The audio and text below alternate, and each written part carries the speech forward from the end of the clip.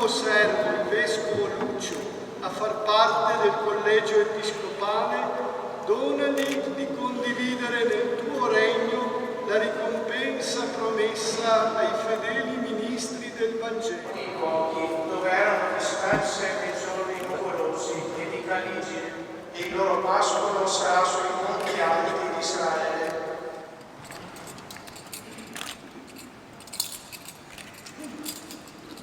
È stato un pastore che ha cercato di portare gioia al suo popolo, mettendo in pratica il suo motto episcopale: Gaudete in Domino sempre.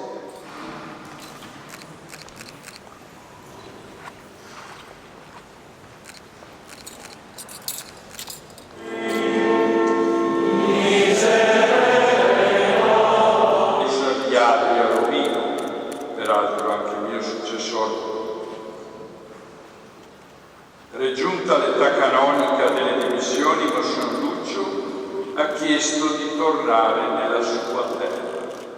Come accade per ogni suo figlio, così anche per il Vescovo Lucio, quando la Chiesa celebra il momento del commiato, si realizza e si rende esplicito una volta di più l'affidamento totale a Dio e alla sua misericordia, insieme alla gratitudine per ciò che Egli, il Signore, ha saputo compiere attraverso la vita dei Suoi figli.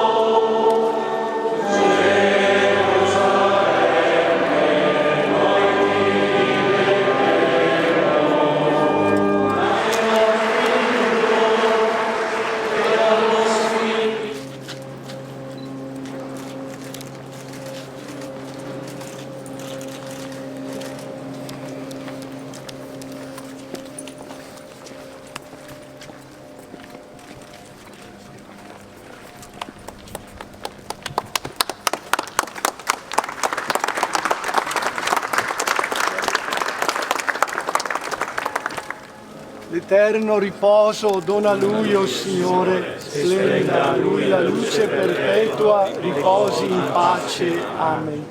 Le anime dei fedeli defunti, per la misericordia di Dio, riposino in pace. Amen.